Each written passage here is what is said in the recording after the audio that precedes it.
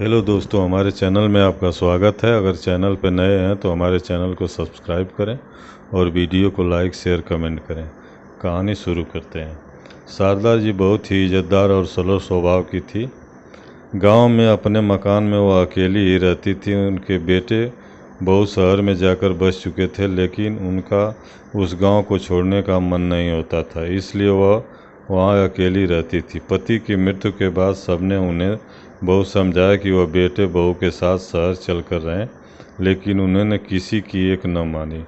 गांव में इतने साल रहने के बाद एक अजीब सा रिश्ता जो बन गया था उस गांव से। वह रोज़ मंदिर जाती थी, रोज़ाना की तरह। एक दिन वह मंदिर जाकर आ रही थी तो संतुलन बिगड़ने की वजह से वह गिर पड़ी। गांव वालों ने उन्हें उठाया, पानी पिलाया और समझाया कि अब इस उम्र में अकेले रहना ठीक नहीं है। शारदा जी ने 3 बेटे थे और तीनों ही शहर में बसे हुए थे। उस रात शारदा जी पूरी रात करवटें बदलती रहीं और उन्हें भी अब गांव वालों की बात समझ आ गई थी। उन्होंने परिस्थितियों को स्वीकारते हुए अब फैसला लिया कि वह शहर चली जाएंगी और अपने बेटे बहू के साथ रहेंगी। उन्होंने बच्चों को फ़ोन करने का मन बना ही लिया। शारदा जी की बड़ी बहू बहुत आज्ञाकारी थी, मंझली बहू मस्त मौला और तीसरी बहू स्वभाव से बहुत कड़वी थी। शारदा जी धार्मिक प्रवृत्ति की थी और कभी भी कोई तीज त्यौहार आता तो पहले से ही तीनों बहुओं को बता देती थी। बड़ी बहू और मझली बहू तो बहुत खुशी खुशी व्रत करती थी, लेकिन छोटी बहू कभी भी उनकी बात नहीं मानती थी और कहती थी, आप मुझे फोर्स करके व्रत रखवा कर सारे त्यौहार का मज़ा किरकिरा कर देती हो। शारदा जी को वह एक आंख नहीं भाती थी और वह उसे हमेशा व्रत जप करने के लिए कहती रहती थी कि शायद इसके कुछ पाप धुल जाएं। दोनों की किसी न किसी बात पर रोज़ बहस हो ही जाती थी।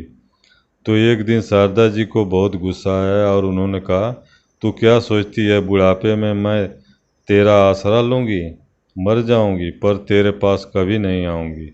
शारदा जी ने बड़ी आस के साथ सबसे पहला फ़ोन अपनी बड़ी बहू को लगाया और बोली, मैं गिर गई हूँ और आजकल ऐसा कई बार हो गया है, तो मैं सोच रही थी कि तुम्हारे पास आ जाऊँ।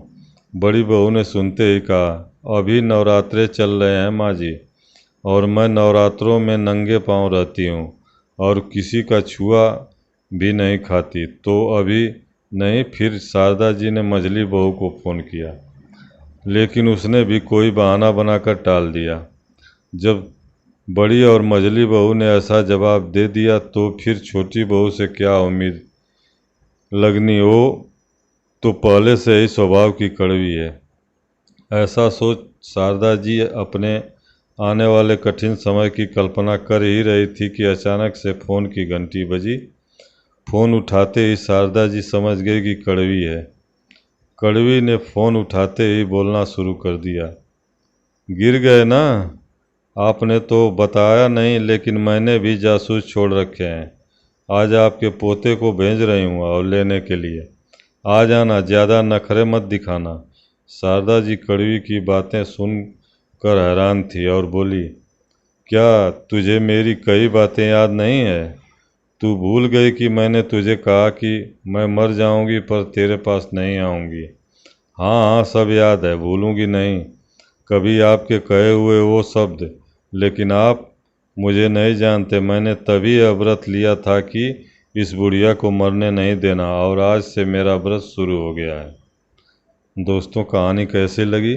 अगर अच्छी लगी हो तो चैनल को सब्सक्राइब करें और वीडियो को लाइक शेयर कमेंट करें। धन्यवाद।